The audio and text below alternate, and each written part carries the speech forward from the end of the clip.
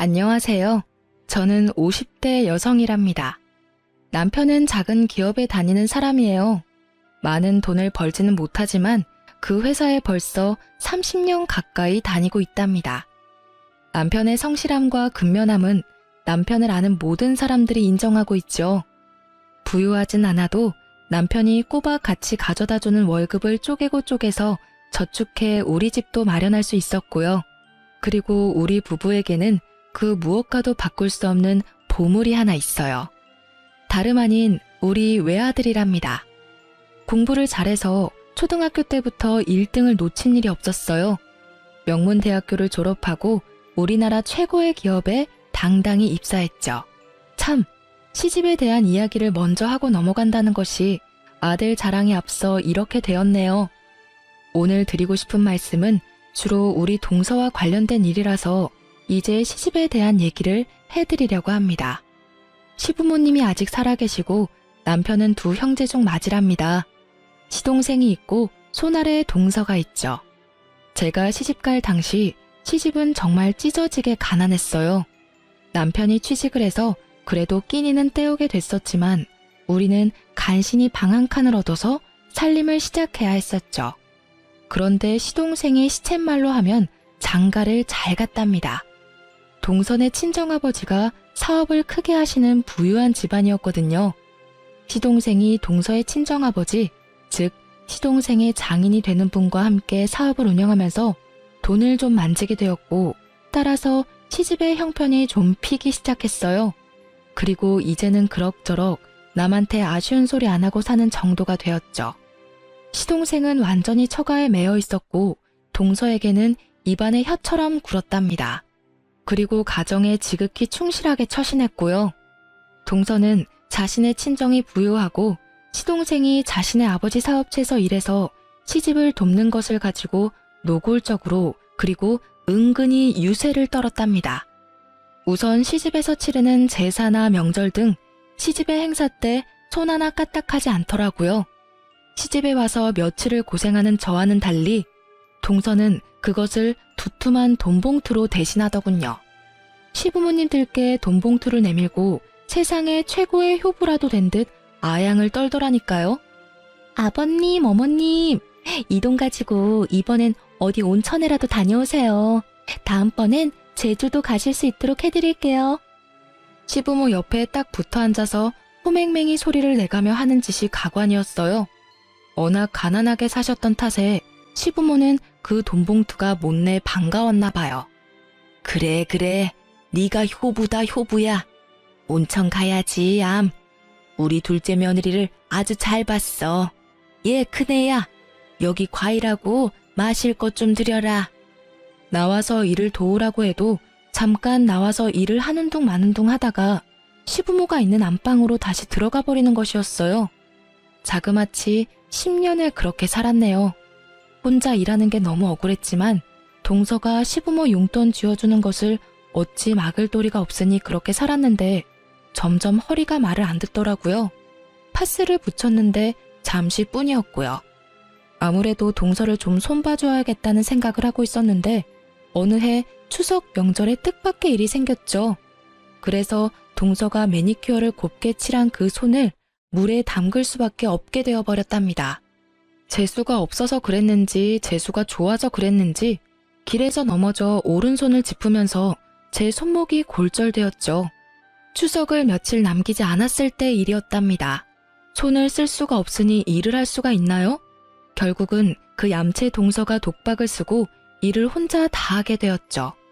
시부모는 오히려 저에게 핀잔을 주더군요. 조심성이 없어가지고서는 원. 평상시에 성질이 급하더니 내 그럴 줄 알았다. 명절날 아주 편하게 쉬게 되었구나. 아이고 맏며느리라는 애가 그러고 있으니 차례상이나 제대로 차려질지 걱정이로구나. 시어머니 말씀대로 차례상은 엉망이었어요. 동서는 일이라고는 도무지 해본 것 같지가 않더라고요. 도대체 얼마나 대단하게 일을 하는지 부엌에서 계속해서 비명소리가 들렸어요. 아야, 아 뜨거! 등등 무슨 어드벤처 영화 같았죠. 그렇게 그 명절이 동서에게는 진탕 고생을 하는 명절이 되었어요. 동서는 손목에 깁스를 하고 앉아 입으로만 일을 감독하는 저를 아래 위로 째려보더라고요. 저는 속으로 아주 많이 고소해하고 있었어요. 동서는 혼자 그 일을 다 하면서 짜증이 날 때마다 시동생에게 화풀이하는 것 같더군요. 시동생이 어쩔 줄을 모르더라고요. 시동생의 입장은 비록 이랬지만 시부모는 아들에게서 오는 넉넉한 생활비에 대단히 만족하는 것 같았어요. 그리고 명절 때마다 그리고 때때로 올 때마다 동서가 가져다주는 돈봉투에도 감동하는 것 같았죠.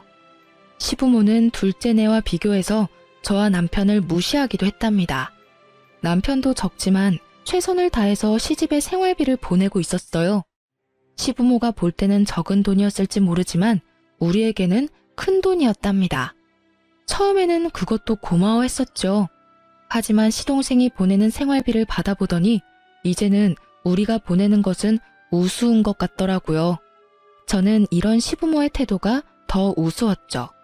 도대체 자식을 돈 많이 가져다주는 순서로 평가하는 부모라뇨.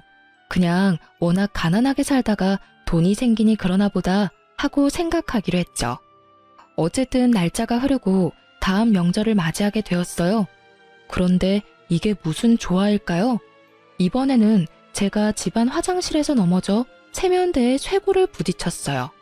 쇄골 골절이 되면서 손을 전혀 움직일 수 없게 되었답니다. 또 그 많은 명절일을 동서 혼자 치르게 되었죠. 그런데 동서는 정말 이래저래 얌체였어요. 혼자 일을 하게 되니까 시부모한테 돈봉투를 주지 않는 것이었죠. 시부모의 곱지 않은 시선이 자연히 저한테 쏠렸답니다. 아마 동서가 내심 생각한 것이 이것이었을 거예요. 그 명절도 그래서 편안하게 지내고 집으로 돌아와서 저는 배를 잡고 웃었답니다. 사실 2번 다 제가 동서에게 시집살이의 맛을 좀 보여주자고 꾸민 일이었어요. 살짝 다치긴 했지만 약만 처방받았고 깁스는 일부러 구해서 쓴 거였고요. 2번 다 가짜 깁스를 하고 일부러 꼼짝하지 않았거든요. 생각하면 생각할수록 고소해서 계속 웃음이 나더라니까요.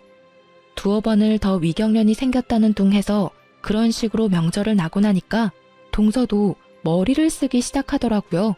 계속 두툼한 돈봉투가 오지 않으니까 시부모가 동서에게도 어느새 슬슬 눈치를 주기 시작했고 동서가 시부모에게 다시 돈을 드리더군요. 그러고는 돈으로 사람을 사서 일을 시키는 것이었죠. 시부모는 돈이 생기는 것에만 관심이 있을 뿐 집안의 행사가 어떻게 치러지는지 신경을 쓰지 않더라고요. 음식을 사다가 놓는다고 해도 별 잔소리를 하지 않을 것 같더라니까요. 저는 그런 시부모가 참 안타까웠어요. 어머님, 아버님, 세상에는 돈보다 중요한 것이 얼마든지 많아요. 제삿날하고 명절날은 어머니, 아버님이 동서한테 용돈을 버시는 날이 아니잖아요. 후손이 조상님을 정성을 다해 섬기고 있다는 마음을 보여드리는 날이잖아요. 그런 일을 어떻게 돈으로 할 수 있겠어요? 정성 가득한 마음을 갖고 일하는 것이 중요한 거 아니겠어요? 만일 어머님, 아버님이 돌아가신 다음에 제사 지낼 때 우리 2 며느리가 다 손을 떼고 돈으로 사람을 사고 돈으로 음식을 사서 제사를 지낸다고 한번 생각해 보세요. 정말 그런 제사상을 받고 싶으신 거예요? 시아버지와 시어머니가 아무 대답을 못하더군요. 하지만 동서가 내미는 적지 않은 용돈의 재미를 잊을 수는 없었던가 봐요. 이제는 시부모까지 저와 남편을 노골적으로 무시하기도 했죠. 이건 마지가 해야 할 일을 둘째네가 다 하고 있으니 말이다. 마지하고 둘째가 바뀌었어. 마지가 이만큼 우리한테 해줬어 봐라. 지금 나이가 몇인데 아직도 한 살림 꾸려가는 게 그렇게 빠듯해서야 원. 그런데 저는 남편한테 불만이 없었답니다. 좋은 대학을 나오지는 못했지만 학교를 졸업하고 다닌 직장에 지금까지도 다니고 있었어요. 지각 한 번, 결근 한 번 없이 꾸준히 그리고 열심히 일했답니다. 당연히 승진도 쭉쭉해서 월급도 많이 올라갔죠. 월급이 늘어나는 만큼 시부모의 생활비도 올려드렸고요. 저는 그런 남편이 참 고마웠답니다. 다니는 직장에 만족하지 못하고 사업을 한다 뭐다 해서 돈만 날리는 사람들이 얼마나 많은가요? 그리고 그 회사에 그렇게 오래 다니면서 남편이라고 왜 힘들지 않았겠어요? 하지만 저나 아이 듣는 곳에서 불평을 하는 일이 없었어요. 야근이다 주말 근무다 해서 일도 많은 회사였죠. 피곤하고 지칠만 한데도 남편은 한 우물을 파는 것이었죠. 우직하리만큼 성실한 남편에 착한 성품에 공부까지 잘하는 아들에 모두 제 마음에 쏙 드는 세상에서 제일 소중한 사람들이었어요. 그래서 시부모가 아무리 둘째네와 우리를 비교하면서 무시를 해도 저는 주눅 들지 않았답니다. 그네 너는 좀 더 돈 많이 준다는 다른 회사나 사업은 생각이 없는 거냐? 도대체 그 별로 전망이 밝지도 않은 회사에 왜 그렇게 주구장창 붙어 있는 게야? 아버지, 회사가 규모는 작지만 오래갈 회사예요. 그만큼 경영이 튼실하고 빚도 많지 않은 알짜배기예요. 모르긴 몰라도 평생 직장이 될 거예요. 비록 한 번에 큰 돈을 버는 일은 없을지 몰라도요. 사내로 태어났으면 한번 그게 성공해 보아야겠다는 생각도 해야지. 그저 쥐꼬리만한 월급 매달 준다고 거기에 일생을 걸어? 사내가 그렇게 배포가 없어서 어떡하겠냐? 거기다가 말이다. 그 며느라이 들으라고 하는 소리는 아니다만 둘째 내를 봐라. 처가 잘 만나서 돈만 잘 벌지 않니? 이건 맏아들 처가에서 보내는 것이라고는 매번 흙 묻은 농산물 뿐이니 말이다. 들으라고 하는 소리는 아니라고 말했지만 분명히 저 들으라고 하는 말이었죠. 우리 친정은 시골에서 대대로 농사를 짓고 있는 집안이었어요. 친정 부모님은 정성 들여 농사지은 무공의 식재료들을 서울로 자주 올려보내주셨죠. 시댁에도 매번 그렇게 서울에서는 구할 수도 없는 식재료들을 보내시곤 했어요. 그런데 그걸 보고 흙 묻은 농산물뿐이라고 표현을 하니까 화가 좀 나더라고요. 어머님, 아버님, 그 식재료들은 서울에서 아무리 돈 많이 줘도 못 구하는 무공의 천연식품들이에요. 저희 친정 부모님이 특별히 최고로 좋은 것들만 골라서 보내신 거라고요. 1년을 꼬박 지으신 농사예요. 거기 들어간 정성이 얼마인데요? 그걸 어떻게 돈으로 따질 수가 있나요? 누가 뭐라고 그랬니? 그저 사위한테 한몫 크게 도와주시는 처가도 많다. 그런 얘기였지. 금며느라이 네가 왜 그렇게 발칵하는지 모르겠구나. 그리고 남편에 대해서도 제 생각을 당당하게 말했어요. 자꾸 전망도 없는 작은 회사라고 뭐라고 하시는데요. 영훈 아빠 돈 문제 가지고 제 속 썩인 일 단 한 번도 없어요. 술, 담배도 안 하고요. 일원 한 푼 빼지 않고 월급 봉투 다 가져다 줘요. 그래서 생각보다 훨씬 빨리 집도 샀고요. 그리고 어머님, 아버님, 맏손자 영훈이 보세요. 얼마나 속이 깊고 공부까지 잘하는 아이인데요. 그런 아들, 손자가 기특하지 않으세요? 할 말이 없으면 혀를 끌끌 차는 것이 우리 시부모의 습관이었어요. 이런 저의 말에 또 혀를 끌끌 차더라고요. 남편이 저를 슬쩍 꼬집으며 더 이상 말하지 말라는 뜻을 전하기에 말을 끊었죠. 동서는 세월이 지나도 얌체 짓을 계속하고 있었어요. 시부모가 사실 동서의 그런 행동을 부추겼다고도 볼 수 있을 거예요. 어머님, 아버님, 이게 9번이나 쳐서 숙성시킨 인삼인데요. 거기다가 꿀을 재워서 먹기도 아주 좋아요. 한번 드셔보세요. 어때요? 드시기에도 편하시죠? 아버님 요즘 기력이 좀 떨어지셨다면서요. 옆에 두고 하루에 3-4번씩 드세요. 떨어지면 제가 또 사다 드릴게요. 아유, 그놈의 코맹맹이 소리. 정말 듣기 싫어 죽겠더라고요. 그런데 이걸 어쩌나 바로 그 타임에 들고 들어간 밥상을 그만 제가 엎고 말았어요. 상 위에 있던 음식들이 동서한테 다 쏟아졌죠. 형님, 도대체 이 옷이 얼마짜리인지 아세요? 형님이 물어주실 거예요. 이 물건 한국에 단 5벌밖에 안 들어온 옷이라고요. 다시 구할 수도 없는 옷이에요. 명절 지내러 시집에 오는 며느리가 그런 옷을 입고 오면 쓰나. 몸빼 바지까지는 아니어도 일하기 편한 복장이면 되는 것이지. 명절 한번 지내고 나면 티셔츠에 기름 냄새가 배서 빨아도 안 없어지더라고. 그래서 영훈 아빠 입던 옛날 티셔츠 입고 와서 빨지 않고 버리기도 하거든. 동서, 그러니까 명절날에는 시집에 오는 며느리답게 입고 와. 패션쇼 하러 오는 거 아니잖아. 동서가 소리소리 지르며 옷에 묻은 얼룩들을 닦아내기 바빴어요. 그게 그런다고 닦아지나요? 나중에 드라이클리닝 갖다 주라고 하고 제가 티셔츠와 바지 여분으로 가져온 것이 있으니 주겠다고 했죠. 저의 이 말에 동서가 더 열받아 하더라고요. 동서가 약이 올라 방방 뜨는 모습을 보니 어찌나 통쾌하던죠. 사실 제가 짐짓 동서 쪽으로 상을 기울여 엎었었거든요. 약이 단단히 오른 동서가 저를 칠 듯이 대들었고 시부모도 동서의 편을 들었죠. 너는 아무튼 조심성 없기로는 세계의 최고로구나. 길거리에서 넘어지고 집안에서 넘어지고 이제는 상까지 없고 집안의 가스불은 제대로 잠그고 다니니? 집에 불내지 않을까 걱정이로구나. 아무튼 이 동서와 저는 세월이 지나도 친해질 기미가 없었답니다. 저는 제가 할 수 있는 최대한의 방법을 동원해서 동서의 얌체짓에 복수를 해주고 있었죠. 동서는 동서대로 여전히 돈을 앞세워 시부모의 환심을 사면서 시부모가 우리 집과 동서네를 비교하게 만들고 있었어요. 그리고 동서도 노골적으로 내지는 은근히 우리를 무시했죠. 그런데 그렇게 돈을 무기로 우리를 무시하면서도 동서가 한 가지 우리 집에 열등감을 가지는 일이 있었어요. 그것은 바로 아이들에 대한 문제였답니다. 동서는 아들 하나, 딸 하나를 두고 있었어요. 아들은 변호사를 만들고 딸은 피아노를 시키겠다나요? 그런데 변호사를 만들겠다는 아들아이가 공부에는 영 뜻이 없었어요. 이 아이한테 제 남편이 정말 좋아하는 일이 뭔지를 물었었나 봐요. 군아버지, 저는요, 축구선수가 되고 싶어요. 제가 학교에서 축구를 얼마나 잘하는데요. 손흥민 선수처럼 프리미어리그 축구선수가 되는 게 꿈이에요. 그런데 엄마한테 이런 말을 하면 큰일 나요. 그리고 피아노를 시키겠다는 딸아이의 취미도 다른 데 있었습니다. 왜 머리도 길고 옷도 정교한 인형들 있잖아요.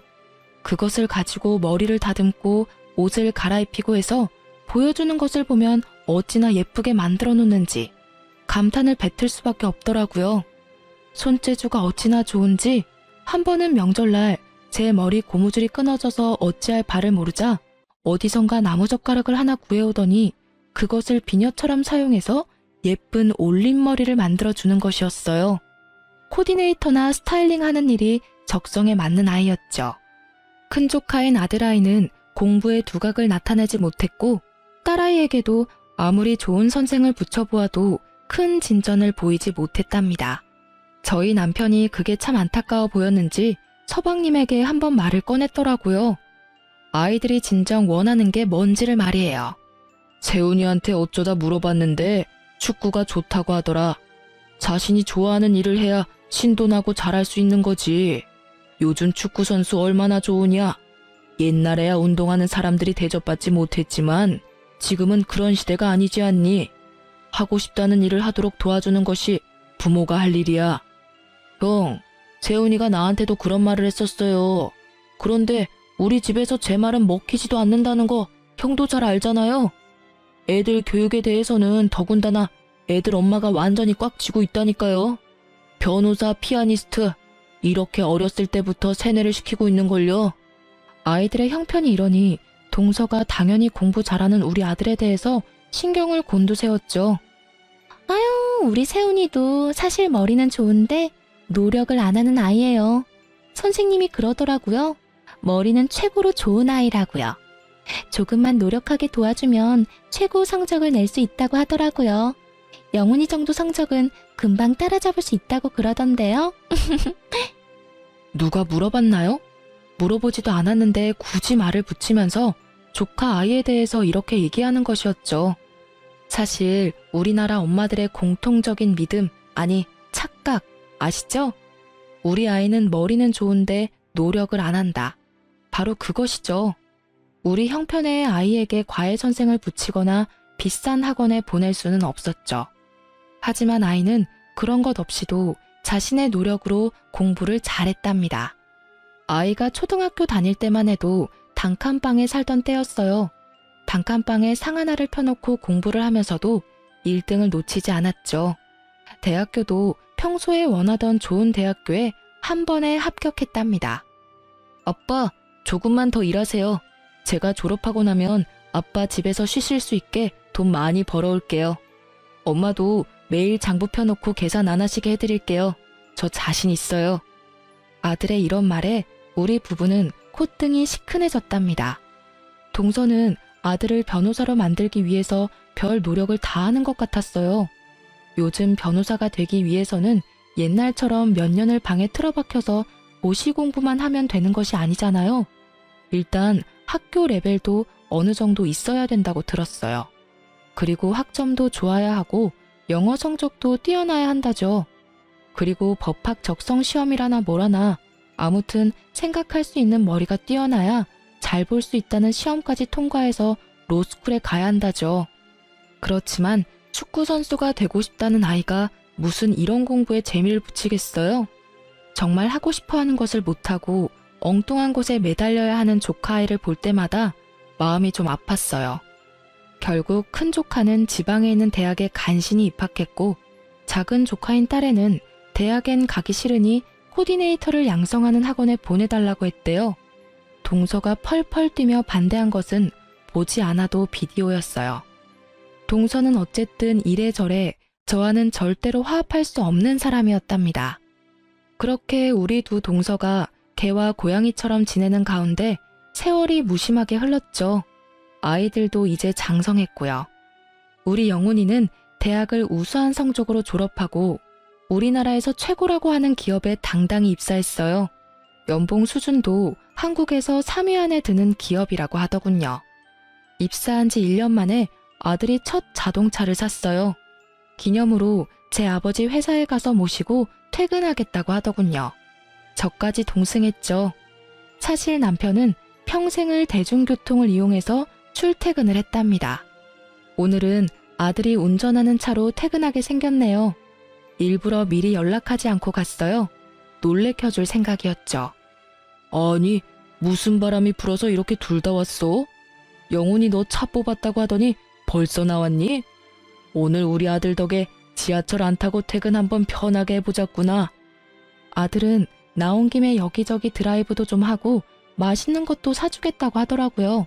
그렇게 해서 강남 쪽으로 가게 되었어요. 차가 좀 막히긴 했지만 아들이 산 첫 차를 타고 시내를 돌면서 정말 기분이 최고였답니다. 잠깐만요. 저 앞으로 작은아버지가 지나가신 것 같은데요. 제가 틀림없이 봤어요. 작은 엄마하고 같이 나오셨나 봐요. 전화해보세요. 근처에 계신 김에 제가 저녁 대접 같이 하게요. 남편이 시동생에게 전화를 걸었죠. 그리고 우리가 어디 있으며 영훈이가 가까이서 두 사람을 본 것 같으니 저녁을 산다고 했죠. 형, 영훈이가 잘못 봤나 봐요. 저 오늘 강남에 간 일 없는데요. 집사람한테 전화 걸어보세요. 집에 있을 거예요. 아무래도 아들이 비슷한 사람을 착각했던 모양이더라고요. 아니라는데 굳이 동서한테 전화를 할 필요가 없어서 우리 식구끼리 근처에서 맛있는 저녁을 먹고 집으로 돌아왔어요. 그런데 아들이 집에 와서까지 계속 자기가 본 사람이 작은아버지였다고 하는 것이었어요. 엄마, 정말 틀림없이 작은아버지였어요. 그다지 먼 거리가 아니었는데요. 숙모는 길 안쪽에 계셔서 잘 못 봤고 작은아버지는 확실히 본걸요. 쇼핑 가방을 많이 메고 계시던데요. 숙모하고 쇼핑이라도 나오신 것 같던데 제 눈이 틀림없어요. 눈까지 마주쳤는걸요. 다음번에 동서와 어치저치해서 통화가 되었을 때 이 일을 말해주었죠. 동서도 자신은 그날 강남에 간 적이 없다는 것이었어요. 아들이 잘못 본 것이 틀림없었죠. 어머나, 영훈이가 이제 차를 샀다고요? 우리 애들은 20살 될 때 차 한 대씩 다 뽑아줘서 능숙하게 운전해요. 영훈이더러 운전 조심하라고 하세요. 운전 시작하고 나서 처음에 사고가 많이 난다니까요. 말도 참 예쁘게 하는 우리 동서였어요. 도무지 구제불능이었죠. 저는 이제 동서가 이런 식으로 말하는 일에 아무렇지도 않은 경지에 이르러 있었답니다. 알았네. 조심하라고 할게. 처음이니까 알아서 조심할 테지만 말이야. 걱정해줘 고맙네. 아들이 받는 연봉은 우리의 상상을 훨씬 뛰어넘는 것이었죠. 하지만 연봉을 많이 주는 것이 결코 공짜는 아니더군요. 야근도 많았고 출장도 잦았어요. 일에 파묻혀 사는 아들이 걱정되었고 무엇보다도 이제 결혼할 나이였죠. 저렇게 일만 하다가 언제 결혼할 사람을 만나나 싶은 생각이 들더라고요. 아들의 나이가 홍기가 들어서면서 슬슬 걱정이 되고 있었답니다. 하지만 곧 무슨 소식이 있겠거니 하고 기다리고 있었죠. 그러던 중 드디어 아들이 정말 기쁜 소식을 들고 왔어요. 결혼하고 싶은 아가씨가 생겼다는 것이었죠. 우리 두 내외는 정말 뛸 듯이 기뻤답니다. 아들처럼 인류 기업은 아니지만 괜찮은 회사에 다니는 아가씨라더군요. 그런데 아들이 설명하는 그 아가씨의 집안 상황이 좀 마음에 걸릴 만한 것이었어요. 아버지와 어머니가 일찍이 헤어지셨다나 봐요. 그래서 어머니 혼자서 딸만 바라보고 사셨대요.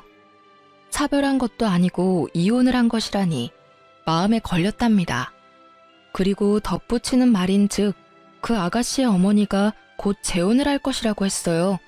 오래전부터 만나온 사람이었지만 딸이 어릴 때 재혼을 하게 되면 상처가 될 것 같아 차라리 성장해서 엄마의 입장을 이해하게 될 때 결혼을 하겠다고 했다죠.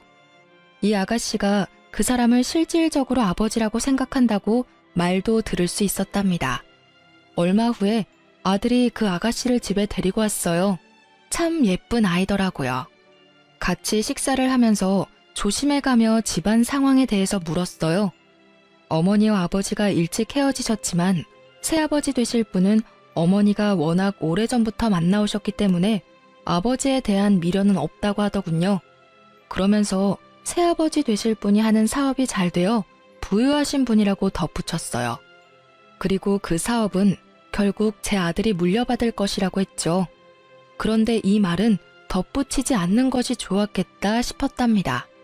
마치 젊은 시절의 동서를 보는 것 같았고 그 집에 매여 사는 시동생 생각이 날 수밖에 없었거든요.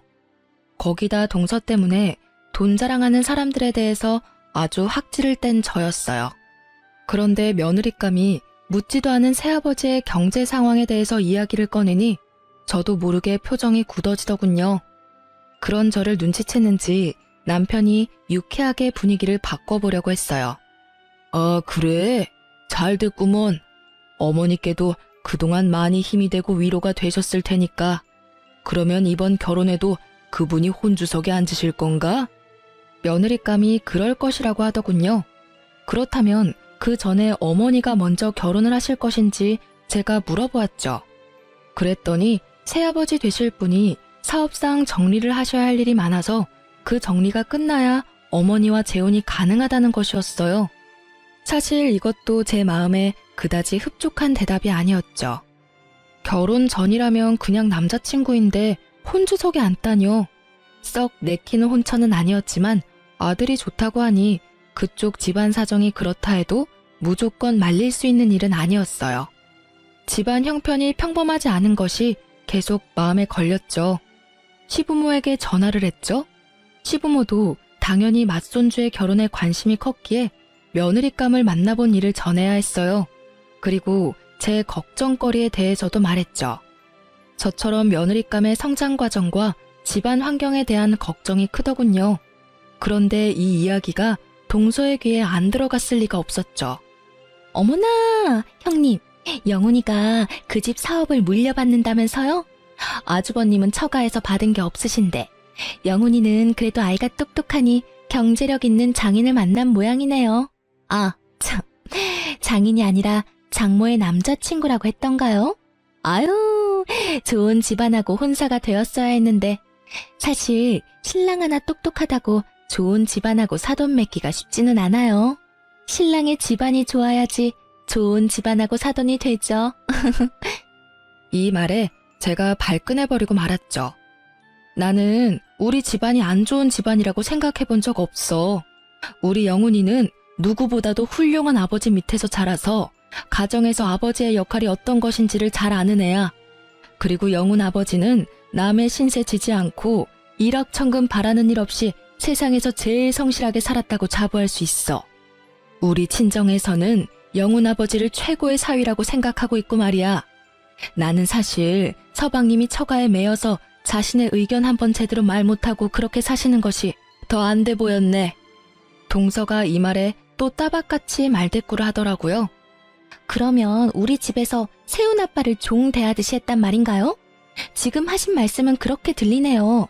시집 와서 지금까지 형님을 볼 때마다 드는 생각이 말이에요. 말씀을 참 함부로 하세요. 제 속이 얼마나 긁혔는지 아세요? 뭐라고? 말을 함부로 해? 그게 아랫사람이 손윗사람한테 쓸 표현인가?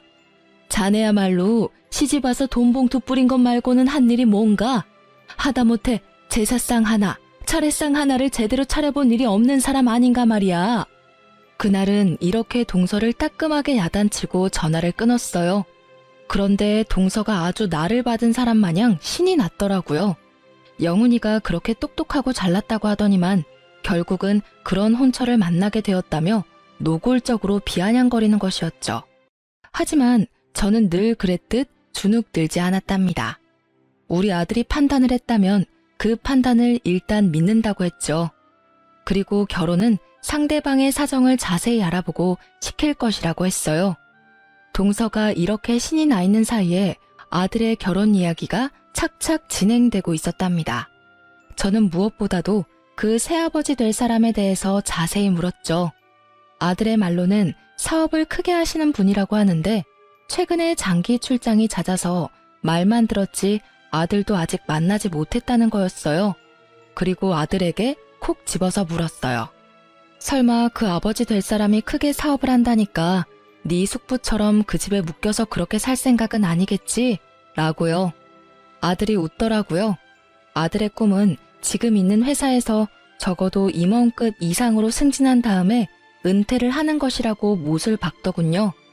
그러고 나서 그 경험을 토대로 장인의 사업을 물려받든 다른 사업을 하든 생각할 것이라고 했어요. 그 말을 들으니 안심이 되었답니다. 천금을 가져다 준다고 해도 아들이 시동생처럼 사는 것은 정말 싫었거든요. 시간이 흘러 드디어 상견례 날이 코앞에 다가와 있었어요. 아들의 말로는 아직 결혼을 하지 않았지만 어차피 실질적인 혼주가 될 사람이었기에 며느리감의 새아버지가 될 사람도 상견례장에 올 것이라고 했죠. 솔직히 마음에 들지는 않았어요. 아직 안사돈과 결혼도 안 한 사람이 바깥사돈 역할을 한다뇨. 제대로 하자면 안사돈 한 분이니 저만 상견례에 나가고 나중에 안사돈이 결혼을 하게 되면 다 같이 만나는 것이 경우 있는 일이라고 생각했어요. 그런데 최근에 장기 출장이 잦았기에 우리 아들의 얼굴도 못 보았다니 겸사겸사 상견례에 나와서 우리와 인사도 하고 아들의 얼굴도 보겠다는 것이었죠. 마음에 들지 않았지만 어쨌든 그렇게 다 같이 만나기로 했어요. 남자 쪽이니 우리가 먼저 나가 있는 것이 예의겠죠. 그래서 서둘러서 30분 정도나 일찍 상견례장에 도착했답니다. 30분이 흐르고 약속한 시간에서 약 5분 정도 전에 안사돈과 바깥사돈 될 분, 그리고 며느리감이 상견례장에 도착했어요. 그들이 상견례장 문을 열고 들어서는 순간 상견례장은 발칵 뒤집혔답니다. 이게 어떻게 된 일인지. 형, 영훈아, 어떻게 여길. 저는 정말 다리가 휘청할 정도로 어지럼증까지 느꼈어요. 작은아버지가 어떻게 여길. 이게 어떻게 된 거예요? 이분이 네 새아버지가 될 분이 정말 맞아? 도대체 이게 다 무슨 말씀들인가요? 작은아버지라뇨? 우리 새아버지 될 분이 어떻게 영훈 씨 작은아버지가 된단 말이에요. 이건 말도 안 돼요. 뭔가 잘못된 일일 거예요. 며느리감은 그래도 정신이 있는 모양이었어요. 남편과 저는 아예 정신이 혼미해서 아무 말도 하지 못하고 있었답니다. 잠시 시간이 흐른 후 아들이 침착하게 상황을 정리하더군요. 여기 이분은 분명히 우리 작은 아버지셔. 그리고 네 새아버지 될 분이 맞다고 네가 분명히 확인했고, 그리고 장모님과 만난 지도 한참 됐다면서. 그렇다면 상황은 분명하네. 작은아버지, 이제 작은아버지가 상황을 설명해 주셔야 할 것 같은데요. 시동생이 거기서 무슨 말을 할 수 있었겠어요? 우물거리며 말을 잇지 못했고 고개를 들지 못하더군요. 그리고 더 이상 그 자리에 앉아있지 못하겠는지 일어서서 도망을 치듯 밖으로 나가버리는 것이었죠. 그러고는 그 자리에 다시 돌아오지 않았어요. 제가 안사돈에게 물었어요. 딱 한 가지만 여쭙겠습니다. 저 사람이 가정이 있는 사람인 걸 알고 만나셨나요? 아니면 가정이 있는지 모르고 속아서 만나셨나요? 이 말씀에 대한 대답은 꼭 들어야겠습니다. 안 싸돈 될 사람이 말이 없더군요. 말이 없었지만 저는 그 묵언의 뜻을 알아들을 수 있었어요. 적어도 안 싸돈은 가정이 있는 사람이라는 것을 알고 만났다는 것을 알 수 있었죠. 그리고 최근에 결혼을 급하게 추진하려고 했었다는 것은 이미 들어서 알고 있는 사실이었고요. 제가 아들을 일으켜 세웠어요. 예비 며느리가 흐느껴 울기 시작하더군요. 그렇게 상견례는 엉망이 되었고 아들과 우리는 집으로 돌아와서도 한동안 서로 대화 없이 천장만 보고 앉아 있었죠. 얼마나 시간이 흘렀는지도 잘 모르겠더라고요. 그런데 갑작스러운 전화벨 소리가 이 어색한 침묵을 깼죠. 형님, 그 대단한 사돈댁하고는 상견례 잘 끝내셨어요? 어머나, 그러면 이제 영훈이도 회사에 매여 있지 않아도 되겠네요. 장인 될 분이 크게 사업을 하는 사람이라면서요?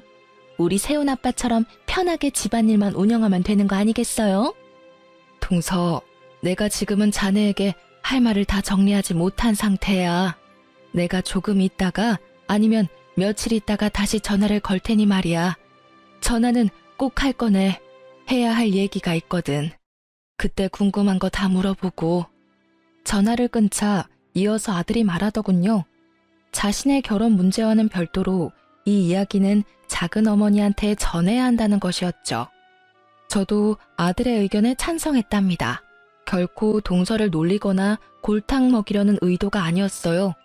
이 문제는 동선의 집의 운명을 좌우하는 중대한 문제이기 때문에 아들의 의견에 찬성한 것이었죠.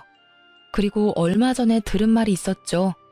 곧 동선의 아버지가 시작하시고 일구신 사업체의 명의까지 시동생에게 넘어갈 것이라는 이야기였어요. 지금까지는 경영만 했거든요. 정말로 우리 시동생을 나쁘게 생각하지 않으려고 했었어요. 결혼 전에 시동생의 모습도 머릿속을 스쳐 지나가더군요. 일하기 싫어하고 나태한 사람이었어요. 시아버님이 인물이 좋으신 분이었죠. 그 인물을 빼닮아 젊은 시절에 정말 여러 여자 올리던 사람이었답니다. 아들이 자신이 계획을 세워서 이 일을 정리하겠다고 말하고는 자기 방으로 물러가더군요. 아들의 마음이 지금 어떨까를 생각하니 마음이 찢어졌어요. 결국 아들이 이틀 정도를 고민하고 나서 우리에게 계획을 이야기하더군요. 아들은 우선 며느리감이라고 데려왔던 아가씨와 그 어머니에게 전화를 걸어 한 번은 더 만나야 하지 않겠느냐고 하더군요. 그쪽에서 망설이는 것 같더니 그러자고 하는 것 같았어요. 시내의 모처로 두 사람을 불러냈죠. 그리고 아들은 정말 작은 어머니를 속이고 싶지는 않지만 지금은 그럴 수밖에 없는 것이 가슴 아프다고 하면서 동서에게 전화를 걸었어요. 엄마가 결혼 문제 때문에 작은 어머니와 의논할 것이 있으니 작은 어머니만 나오라고 했죠.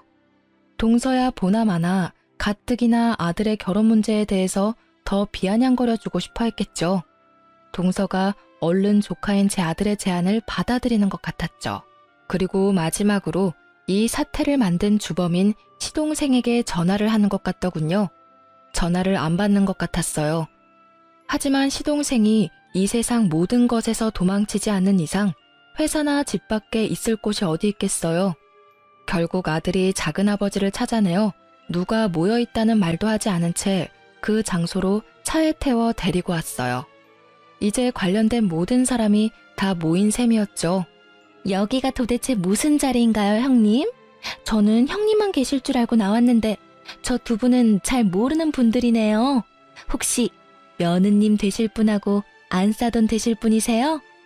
그리고 곧이어 들어오는 시동생을 보고 동서가 의외라는 표정을 지었어요. 시동생은 모든 사람이 다 모여있는 것을 보고는 기겁을 하더군요. 예비 안싸돈을 다그쳐 언제 시동생을 처음 만났는지 물었어요. 20년 가까이 됐어요. 저 아이가 아직 어릴 때니까요. 이 사람이 늘 이혼하고 싶다고 했었어요. 지금은 그 집안의 머슴처럼 살고 있지만 언젠가 그 재산이 자기 것이 되면 이혼할 것이라고 했었고 요즘 들어 곧 그렇게 될 것이라고 했어요. 그래서 우리는 이제 곧 결혼하려고 했었어요. 눈치 빠른 동서가 이 이야기의 내용을 캐치한 것 같더군요. 잠시 얼이 빠진 듯 했던 동서가 시동생을 다그쳤어요. 당신 결국 돈을 보고 나하고 결혼한 거였어. 그 긴 시간을 참 잘도 버텼네요. 더군다나 20년간이나 다른 여자를 만나면서 이 여자하고 합치고 싶어서 어떻게 기다렸어요? 그런데 이 여자하고도 꼭 돈이 있어야 합칠 수 있었던가 보네. 요즘 와서 결혼 이야기가 본격적으로 나왔다고 하는 걸 보니까 자칫하면 모르고 명의를 넘길 뻔했어요. 내 선택은 분명해요. 당신의 생각을 안 이상 이혼할 거예요. 형님의 안싸돈 되시는 분, 이제 선택은 당신만 하시면 되겠네요.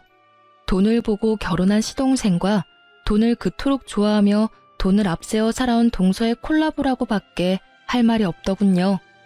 안싸돈 될 뻔했던 사람의 선택이 갑자기 궁금해지는 건 왜일까요? 아들이 곧이어 파혼을 선언하더군요. 사돈 될 뻔했던 사람과 며느리 될 뻔했던 사람이 먼저 자리를 뜨고 시동생이 또 도망치듯 자리를 피했죠. 동서는 다리에 힘이 풀렸는지 사람들이 나가버리자 의자에 주저앉고 말았어요. 평생을 그렇게 다투며 지낸 동서였지만 어쨌든 가족이었죠.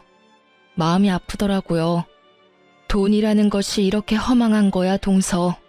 동서가 그렇게 믿고 의지했던 돈, 그것 때문에 평생을 속아 살아왔다는 것을 생각해보길 바래. 서방님은 원래 일하기도 싫어하고 일확천금을 노리는 경향이 큰 사람이었지. 그런 사람이 그래도 결혼해서 장인 아래에 잘 붙어있다고 생각했었어.